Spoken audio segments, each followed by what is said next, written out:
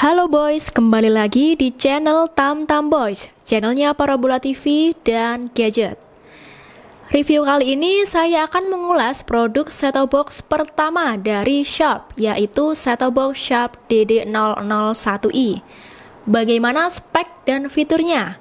Apakah lebih bagus dari set-top box yang sudah ada ataukah sama saja? Penasaran? Simak video ini sampai selesai.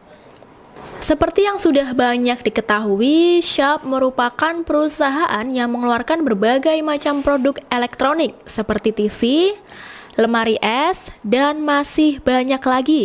Kali ini Sharp juga mengeluarkan produk set-top box untuk menangkap siaran terestrial atau digital di VVT2. Untuk mengetahui seperti apa kualitas set-top box Sharp DD001i, saya akan membandingkan dengan set-top box Polytron 600T2. Apakah cukup bagus untuk edisi pertama?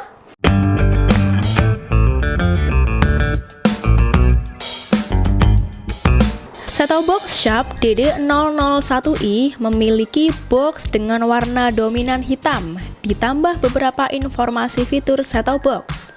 Seperti pada bagian depan box terdapat tulisan brand Sharp dengan warna merah, dan set-top box DD001i, alat penerima siaran televisi, serta gambar unit set-top box. Selain itu, ada barcode sertifikasi postel yang mengartikan bahwa set-top box Sharp DD001i ini sudah SNI, support USB dan EWS, Early Warning System.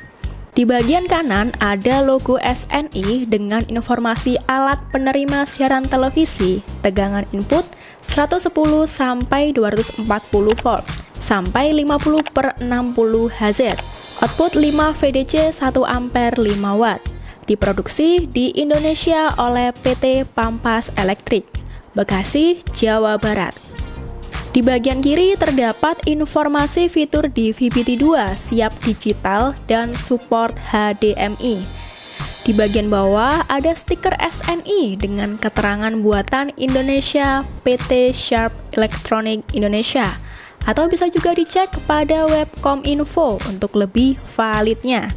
Untuk set-top box Sharp dan Polytron sama-sama menunjukkan bahwa produknya sudah SNI dan sudah memiliki sertifikasi postel, jadi tidak perlu diragukan lagi untuk keresmiannya.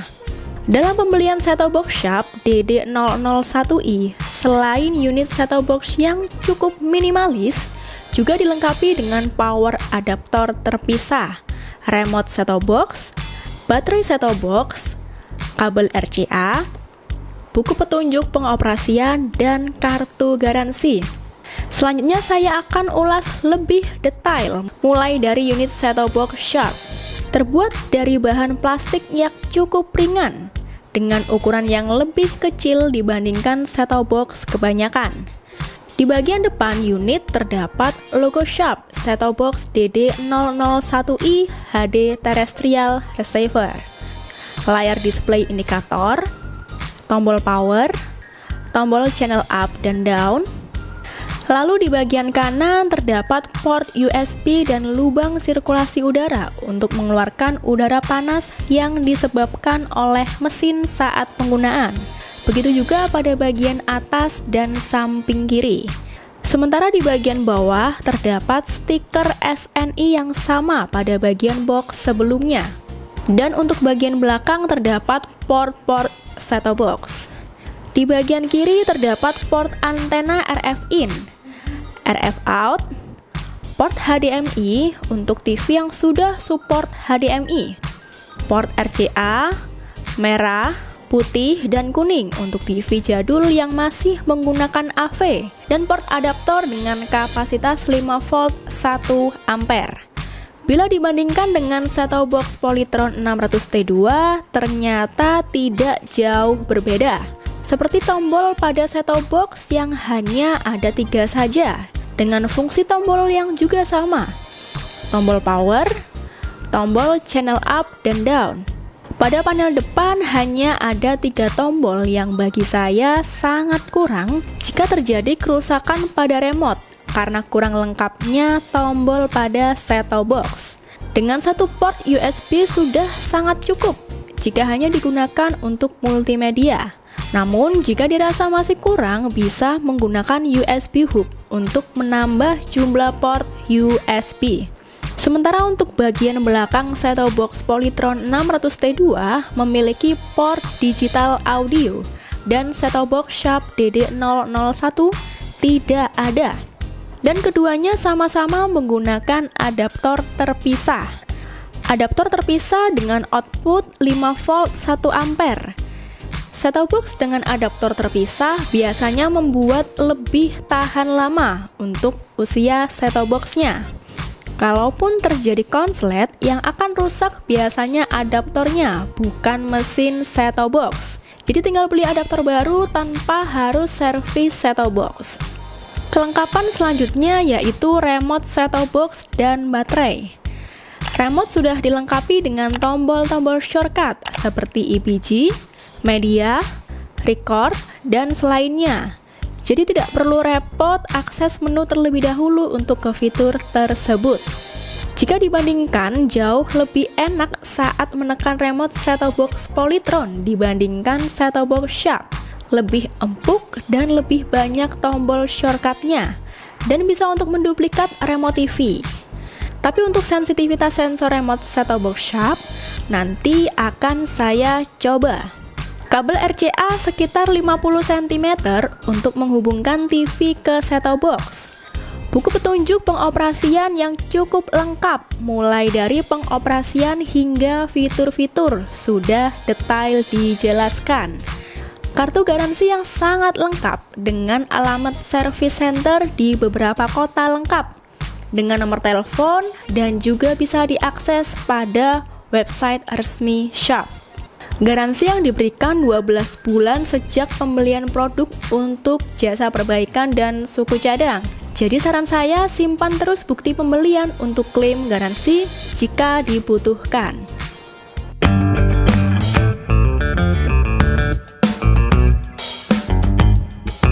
Langsung saja kita coba.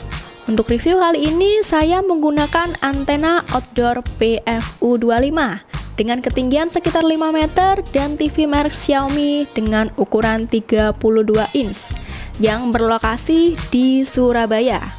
Sebelum instalasi set-top box, saya akan menunjukkan pemasangan pada masing-masing port agar bisa diterapkan boys di rumah. Pertama kali, sambung kabel antena ke port RF atau antena input. Kemudian sambung kabel HDMI. Sambung juga kabel RCA, tancapkan sesuai warna port. Merah dengan merah, putih dengan putih, dan kuning dengan kuning. Terakhir, sambungkan adaptor set-top box pada stop kontak.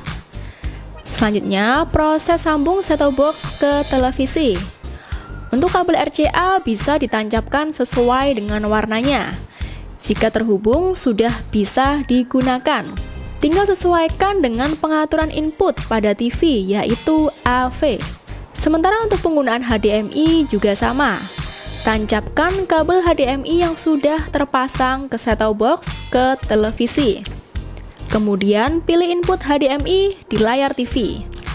Pengaturan input atau search ini menggunakan remote dari TV-nya, bukan remote set-top box. Untuk review ini saya menggunakan kabel HDMI agar tampilan gambar lebih jernih dan tajam. Setelah memilih input, maka akan tampil seperti pada video untuk proses instalasi. Proses ini bisa disetting sesuai keinginan seperti negara dan bahasa. Sementara untuk mode layar bisa disesuaikan dengan TV yang digunakan.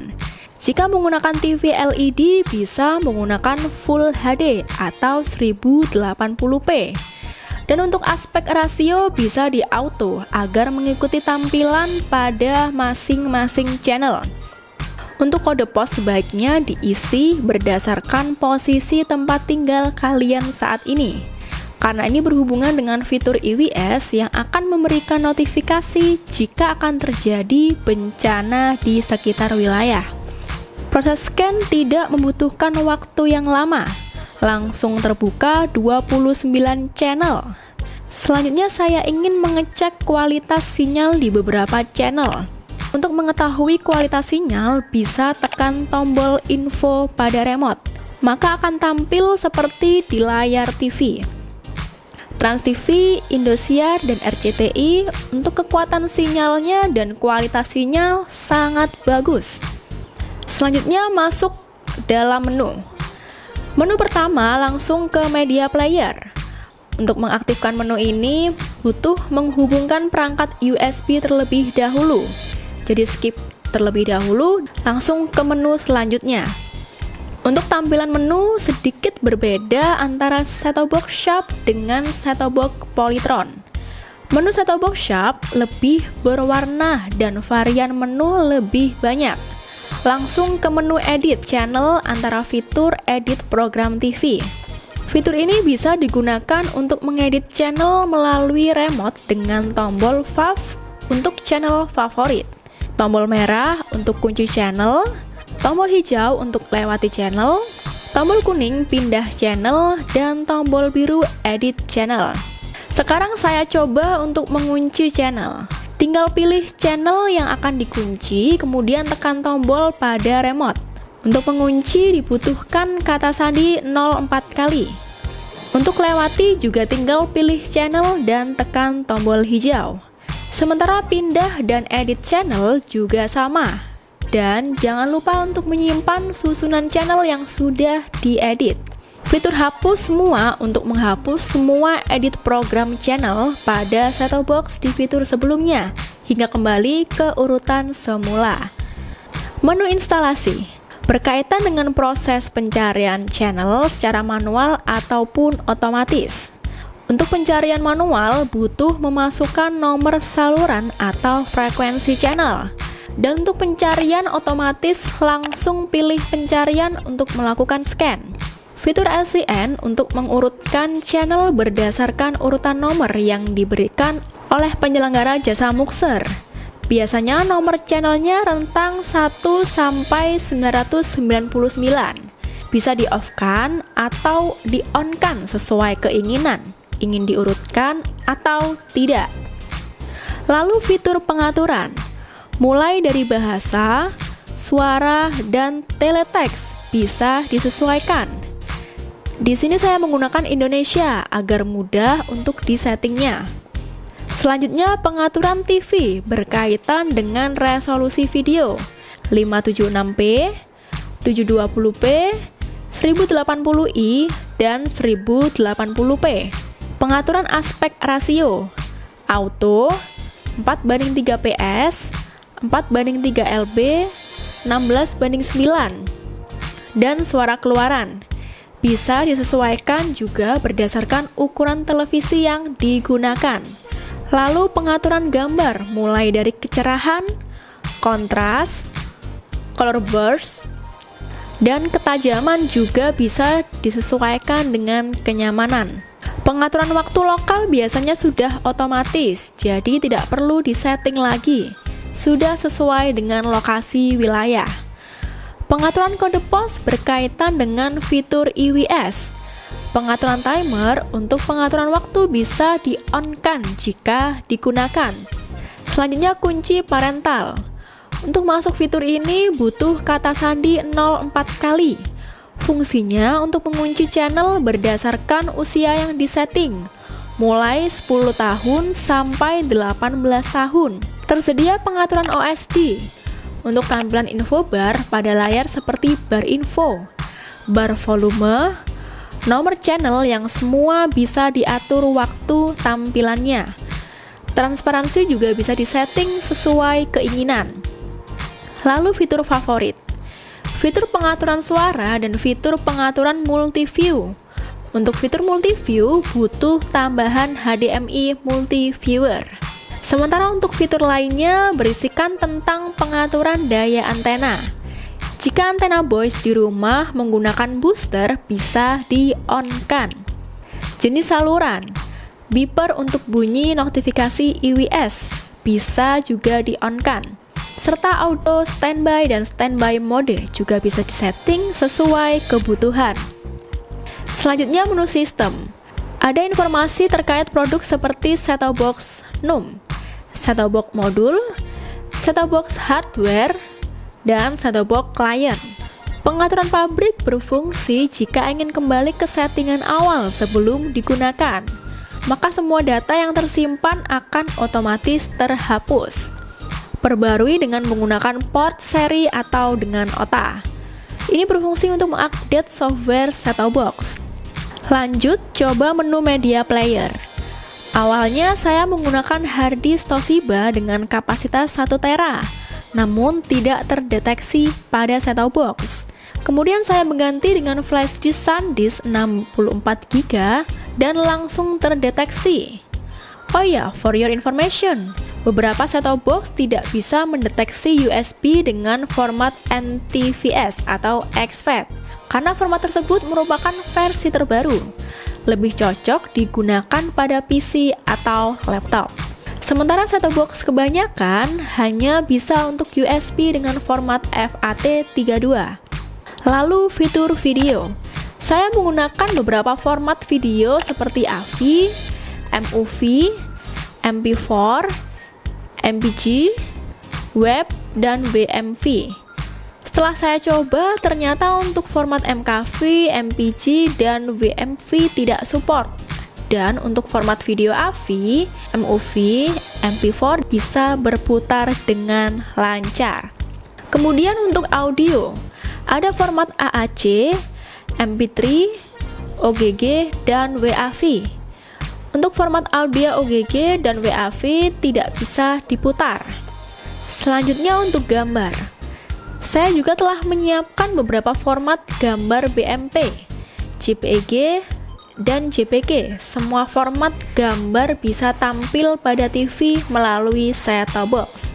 Meskipun terdapat beberapa format tidak mendukung, tapi untuk format yang umum digunakan seperti pada video format MP4, MOV, dan AVI masih bisa berputar dengan lancar. Begitu pula untuk audio dan gambar. Oh ya, pada set-top box ini terdapat fitur lepas perangkat USB dengan aman pada menu sistem. Jadi sebelum melepaskan USB, bisa terlebih dahulu meremove atau mengeject USB. Selanjutnya saya mencoba shortcut pada remote. Tombol IPG untuk menampilkan jadwal siaran pada masing-masing channel. Seperti pada channel Trans TV, ada detail jam hingga siaran program yang akan tayang. Tapi masih lengkap tampilan IPG pada set-top box Polytron, lebih mudah untuk dilihat. Kemudian tombol media langsung terhubung ke menu media player.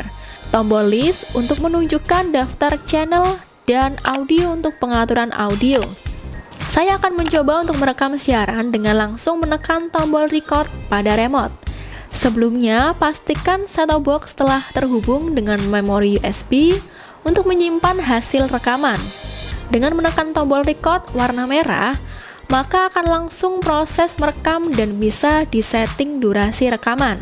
Untuk berhenti, bisa klik tombol stop pada remote, maka siaran akan langsung tersimpan pada USB. Untuk melihat hasil rekaman, bisa ke menu media player fitur PVR, dan hasil rekaman bisa ditonton. Jadi tidak perlu khawatir tertinggal program favorit.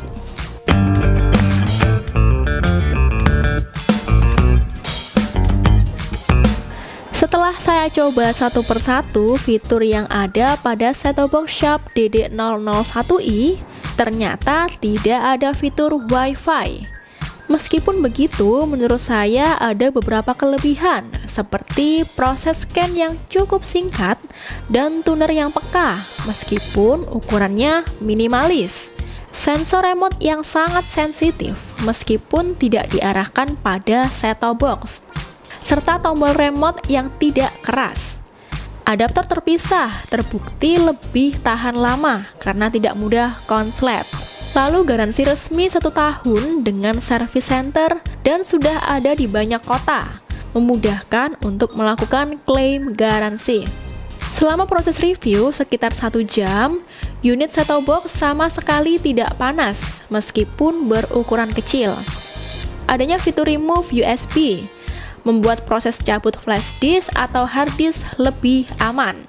Sementara untuk kekurangannya, harganya cukup mahal dengan fitur yang tersedia. Tidak ada fitur tambahan seperti YouTube, TikTok, video, IPTV, dan mirroring. Tidak bisa mendeteksi format USB terbaru.